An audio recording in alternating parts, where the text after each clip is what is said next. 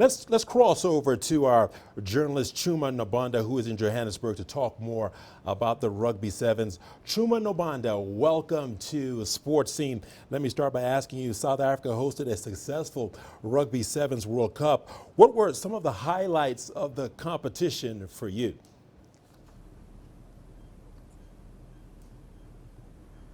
Good evening, Richard, and good evening to your viewers at home.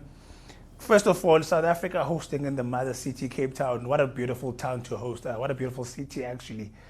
My personal highlights of the tournament was having the women's sevens team, the South African team, participate in the occasion.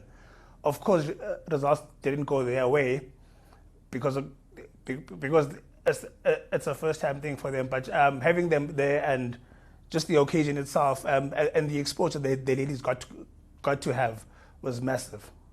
All right, now how would you judge the performance of the host South Africa vis-a-vis the performance of the Fijians, who actually won the competition?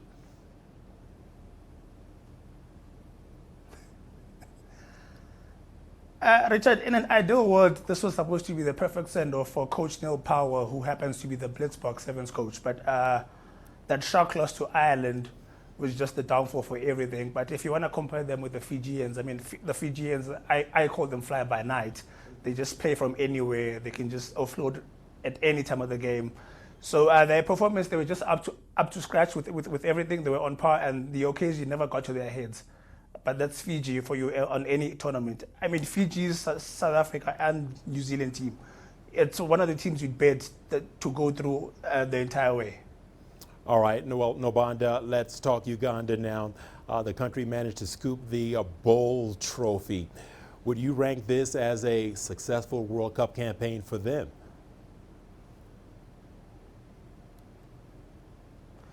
The Ugandans should be very proud of what they achieved. Going down to a side like Argentina, the odds were against them in the first place. But but what they have achieved in this World Cup, they should be very proud. This is a stepping stone for the African team, because when you talk African teams or you talk African giants and the Sevens circuit, you talk Blitzbox, you talk Kenya, and then now Uganda is slowly creeping up to be a force to be reckoned with. All right, speaking of being proud, you just mentioned them, Kenya, that they've been one of Africa's top nations in sevens rugby. How would you judge their performance, and what do they need to improve on from your perspective?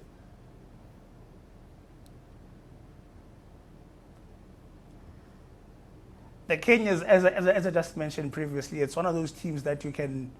It's one of those top African teams coming after the Blitzbox Sevens. I mean, guys like Collins and Jira have been there for almost a decade. I think it's a team that's very powerful. It's a team you can never plan against, because you never know what's going to come your way when you face them. But going forward, I think they need to look at the academy side and maybe try and build depth. All right, Chuma, do not go anywhere. We have a lot more to discuss. But before that, we will take a quick story on the Rugby Championship.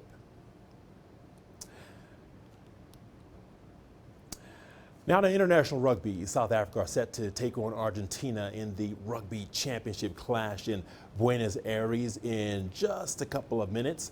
The Springboks need to win the match, preferably with a bonus point.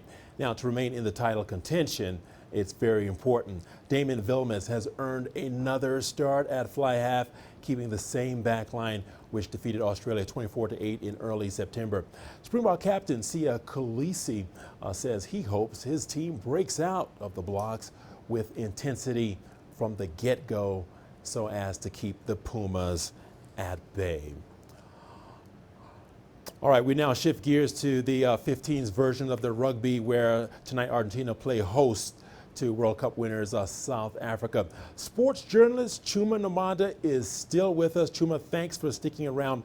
Mr. Nobanda, the world champions South Africa currently lie in third in the Rugby Championship standings with a game against Argentina in a few minutes' time, as I've mentioned. What has gone wrong for the world champions this year?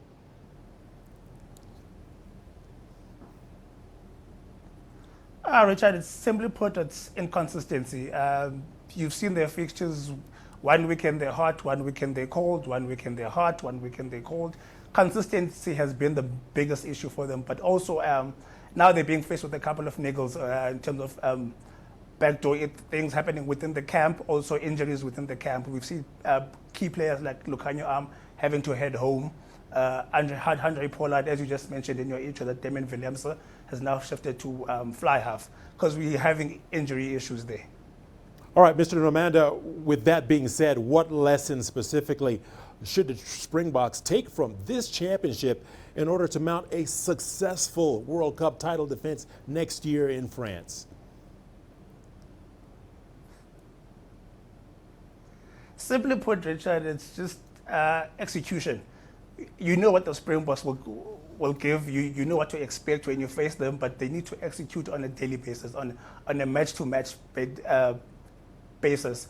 The problem with the Springboks team is they have the game plan, they have the players, they have the management to coach what they have to do, but it's just execution on the day.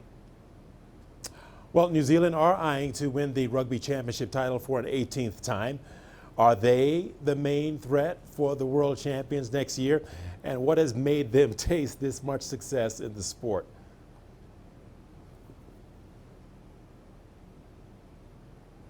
The New Zealand side, or greatly called the All Black side, have been a force to be reckoned with. I mean, they went back-to-back World Cup winners in the early decades of the late thousands. But when it comes to playing the All Blacks, whether it's All Blacks versus the Springboks or All Blacks versus the Wallabies, it all goes down on the day, who outshines the other on the day. But New Zealand, they just a force to be reckoned with. Rugby is tradition down there, and it's never easy facing them on any day. All right, Mr. Nobanda, let's leave it there for now. Thank you for your insights.